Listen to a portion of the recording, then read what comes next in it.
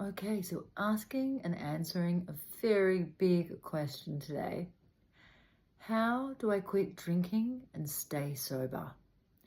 $1 million question and answer scenario, really. And I'm going to give you a few options and also some really tangible steps to get moving on that. So, honestly, my personal and professional opinion is go speak to a specialist first and understand. Go to a clinical psychologist, go to an addiction specialist first, to get a customized plan to stop and to get the support to stop, because stopping drinking or drugging is huge change to anyone who's in addictive behaviors.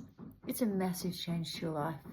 It's not something that you just, giving up carrots, it's a huge shift to your life. But like, to have a pathological self-soothing behavior of a deep psychological wound and then to just stop that, the honest truth is you cannot stop without a plan. But you can. The good news is you can stop and you can stay stopped. Like, that's absolutely possible.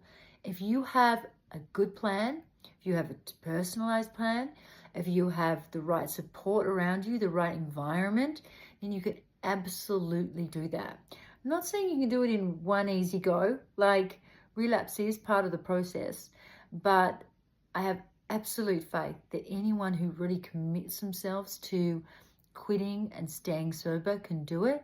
You've got to be smart about it. You've got to be savvy.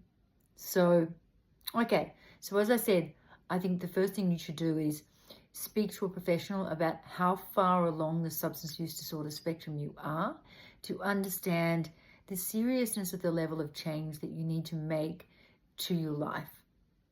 Okay, let's just assume that you have got that clarity, you know that you need to stop.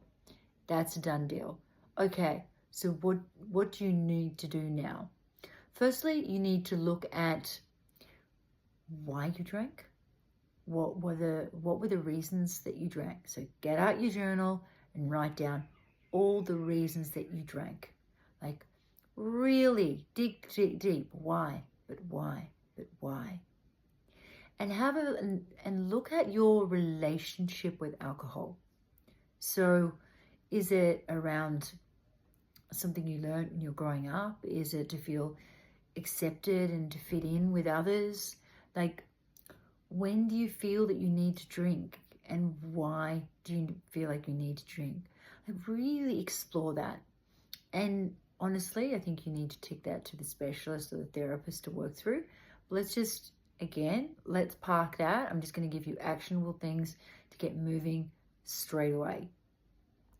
Next, you need to look at your environment.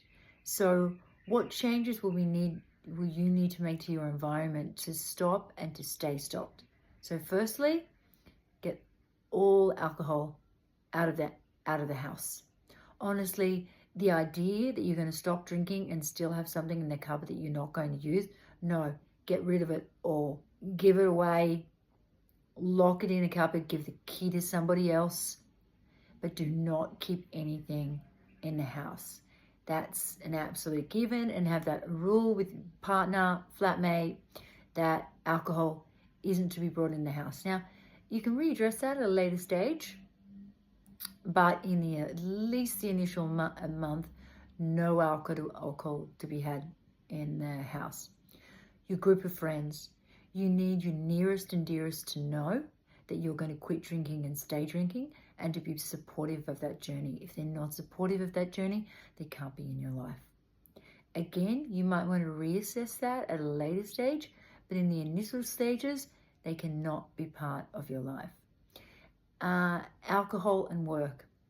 So look at how you may need to, honestly, if you're working in a job that, if you're a bartender, you're going to need to look at a new career. Is the honest truth. If alcohol is involved if you're in a job where there's a lot of long boozy lunches, let's start, before you're ready to tell everyone that you're quitting for good, maybe just make up a plausible excuse like, You're going sober for a month, you're training for a marathon, you're supporting your partner on a health kick, and you're not going to be drinking for a month. Just give yourself a little runway. Say a runway of at least a month. And then you can turn around to people, like ideally you'll turn around and be honest and say, I had a problem, this doesn't work, here's my raw, vulnerable truth, and here's how I can help others. Let's take this one step at a time though. It might just be that you just, for now, we want to keep it simple. And that's something that's really pivotal to this process. We want to keep it simple. So when you're talking with anybody at work, you find an excuse, a plausible reason why you will be drinking. Mainly, you avoid the drinking as much as possible. And the early stages, you avoid the situations where there's going to be alcohol involved. If not, for every situation that you need to go into, you have a plan. You don't go into anything without a plan. So you're driving, so you have to drive home. Again, training for a marathon, you have to drink water. You've got a family thing that you need to go, so you can only be there for an hour. Go in well equipped to be able to leave early, leave if you get triggered. Have a safe way home. Never get on like a boat cruise, like a Christmas boat cruise or something like that, and there's no way out and you think you're just going to test yourself. The other thing that I want to say on this point, do not try and test yourself in the early days.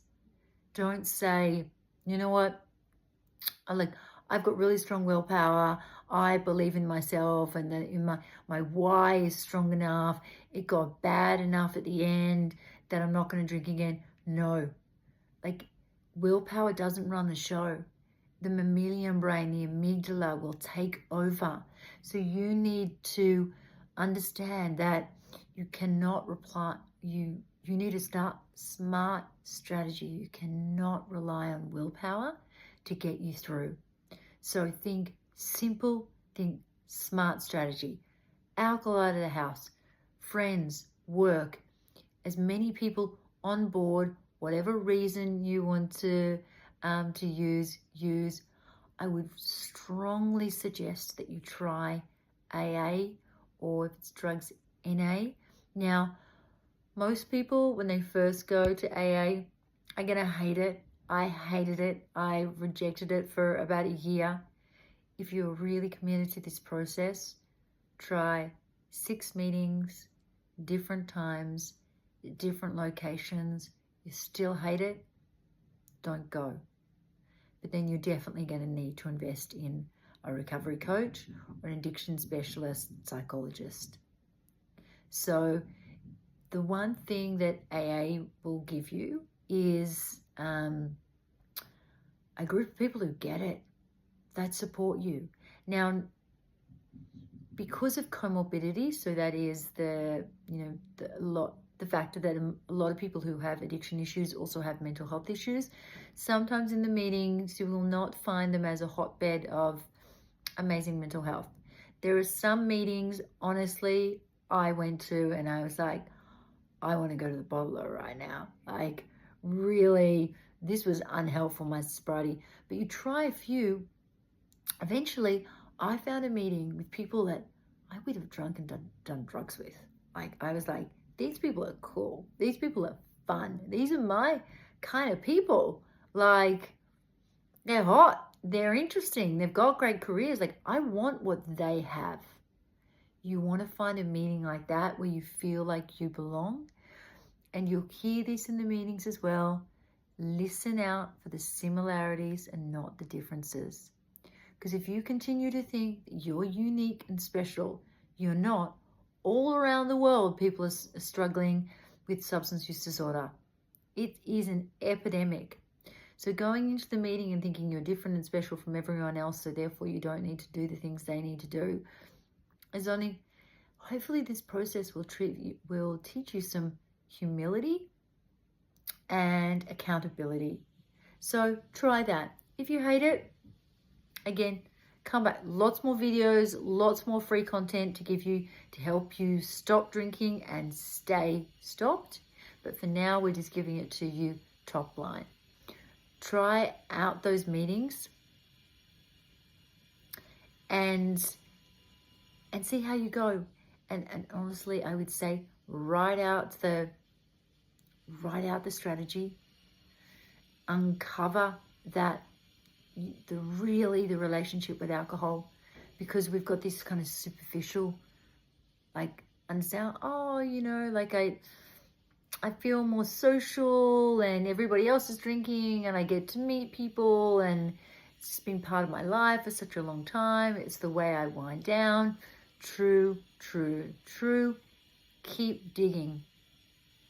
Do you drink at home when you're lonely? What's really going on?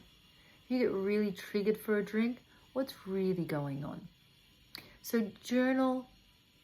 If you're not willing to spend any money right now in terms of working with a specialist, which I would encourage, because it means that you can get it right and get sober and live the rest of your life pain-free, as opposed to if you don't get professional help, you're going to be going around in circles for a while.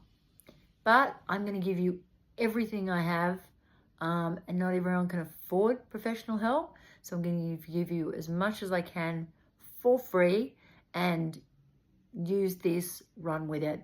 But my advice is get the strategy down pat, get the house clean, get the work environment clean, try out AA, and try and eliminate alcohol from your life in every way. The way that you walk to work or get the bus to work. Don't go via the bottle shop anymore. Like, think about it in every respect. How does alcohol touch your life? And just try and get it out of every corner of your life.